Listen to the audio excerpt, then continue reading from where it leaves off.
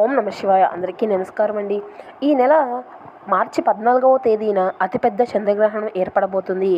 ఈ చంద్రగ్రహణంతో పాటుగా మరి పౌర్ణమి తిథి కూడా ఏర్పడింది. పాల్గొన మాసంలో వచ్చేటటువంటి ఈ పౌర్ణమి చాలా పవిత్రమైనది. శుక్రవారంతో కలిసి వచ్చే ఈ పౌర్ణమికి ఇంకా శక్తి అనేది ఎక్కువగా ఉంది. ఈ పౌర్ణమి రోజునే గ్రహణం అనేది ఏర్పడుతుంది. గ్రహణ సమయంలో ఎలాంటి నియమాలు పాటించాలి, ఎలాంటి తప్పులను చేయకుండా ఉండాలి, అసలు ఎలాంటి పరిహారాలను పాటించాలి అనేటటువంటి ప్రతి ముఖ్యమైనటువంటి విషయం కూడా ఈ వీడియో ద్వారా తెలుసుకుందామండి. ముందుగా ఈ వీడియోకి ఒక చిన్న లైక్ కొట్టి మా ఛానల్ ఎవరైనా కొత్తగా చూసినవారంటే మా ఛానల్ అయితే సబ్స్క్రైబ్ చేసుకోండి.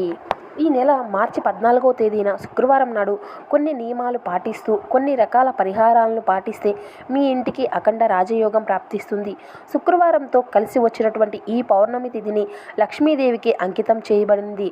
అందులోనూ గ్రహణం రోజున వచ్చేటటువంటి పౌర్ణమి ఇంకా శక్తివంతమైనది.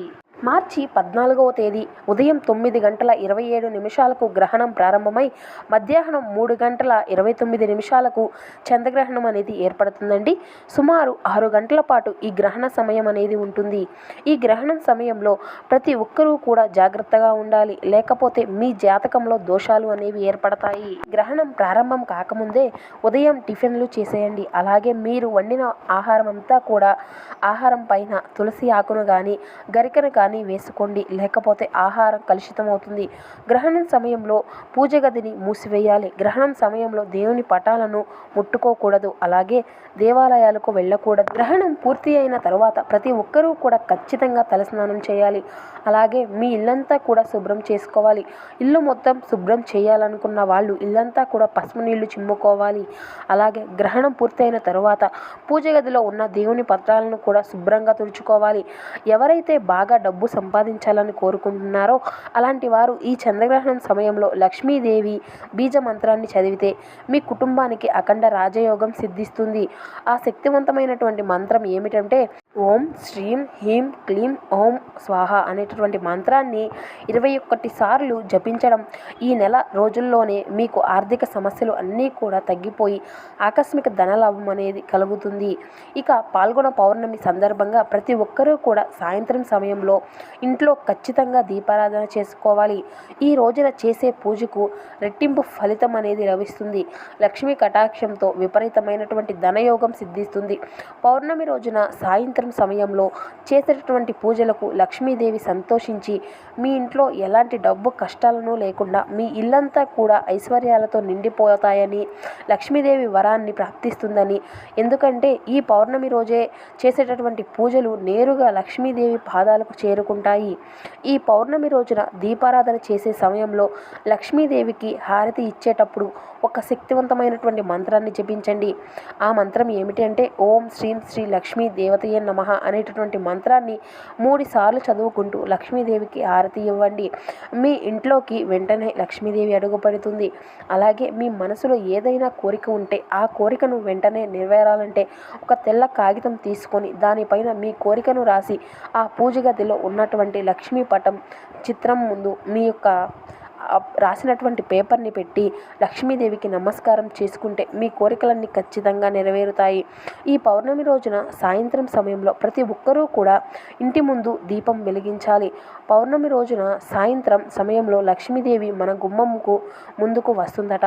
మన గుమ్మం ముందుకు వచ్చినటువంటి ఆ లక్ష్మీదేవి మన ఇంట్లోకి అడుగు పెట్టాలంటే ఇంటి గుమ్మం ముందు 2 దీపాలు వెలిగించాలి. లక్ష్మీదేవి ఆశీర్వాదంతో మీ ఇల్లంతా కూడా డబ్బుతో నిండిపోతుంది, అష్టైశ్వర్యాలు కలుగుతాయి. ఈ పౌర్ణమి రోజున ముక్కోటి దేవతలు అందరూ కూడా భూమిపైకి వచ్చి పుణ్యనదుల్లో స్నానం చేసి మహావిష్ణువుని పూజిస్తారట. కాబట్టి ఈ పౌర్ణమి రోజున సాయంత్రం స్నానం చేసేటప్పుడు నీటిలో కొంచెం పసుపు వేసుకొని తలస్నానం చేస్తే పుణ్యనదుల్లో స్నానం చేసినంత ఫలితం లభిస్తుందట. సర్వ పాపాలన్నీ కూడా వినాశనమైపోయి స్వర్గలోక ప్రాప్తి కలుగుతుందట. కల్బంద మొక్కను అదృష్టం మొక్కగా భావిస్తారు. అయితే ఈ యొక్క పౌర్ణమి రోజున ఇంటి ముందు కలబంద మొక్కను నాటుకుంటే మీ యొక్క కుటుంబానికి సకల శుభాలు చేకూరుతాయి. కలబంద మొక్క ఎంత ఏపుగా పెరిగితే అంత ఐశ్వర్యం అనేది మీ కుటుంబానికి ప్రాప్తిస్తుందట. మీ సంపద కూడా పెరుగుతుంది. కాబట్టి డబ్బు సమస్యలతో ఇబ్బందులు పడేటటువంటి వారికి కలవంద మొక్కను నాటుకోండి. డబ్బు కష్టాలన్నీ కూడా తీరిపోతాయి. అలాగే అనారోగ్య సమస్యలతో బాధపడేవారు, నరదిష్టి దోషాలతో ఇబ్బంది పడేవారు, నరదోషాలతో ఇబ్బందులు పడేవారు ఈ పౌర్ణమి రోజున మీ కాలికి నల్లదారాన్ని కట్టుకోండి. పౌర్ణమి రోజు నల్లదారాన్ని కట్టుకుంటే ఏళ్లనాటి శని దోషాన్ని అన్నీ కూడా తొలగిపోయి జాతకంలో ఉన్న దరిద్రం మొత్తం కూడా తొలగిపోతుంది. నరదిష్టి ప్రభావం అనేది ఉండదండి. ఈ పౌర్ణమి రోజున చెట్టు ఆకలిని తుంచకూడదు. ముఖ్యంగా ఈ పౌర్ణమి నాడు సాయంత్రం సమయంలో ఉపవాసం ఉంటే చాలా మంచిది. మన హిందూ ధర్మ శాస్త్రాల్లో తాబేలును విష్ణు స్వరూపంగా భావిస్తారు కదా. కాబట్టి ఈ పౌర్ణమి రోజున ఒక తాబేలు విగ్రహాన్ని మీ ఇంటికి తెచ్చుకొని మీ పూజ గదిలో పెట్టుకోండి. డబ్బు పరంగా మీ ఇంటికి బాగా కలిసి వస్తుంది. విపరీతమైనటువంటి సంపద పెరుగుతుంది. ఈ రోజున పొరపాటున కూడా జుట్టు కత్తిరించడం, గోర్లు కత్తిరించడం చేయకూడదు. ముఖ్యంగా ఈ పౌర్ణమి రోజున భార్యాభర్తలు శారీరక సంబంధానికి దూరంగా ఉండాలి. ముఖ్యంగా ఈ పౌర్ణమి నాడు తులసి మొక్కను నీళ్లు పోసి తులసి చుట్టూ కూడా 5 ప్రదక్షిణాలు చేస్తే జీవితాంతం డబ్బు కొరత అనేది ఏర్పడకుండా ఉంటుంది.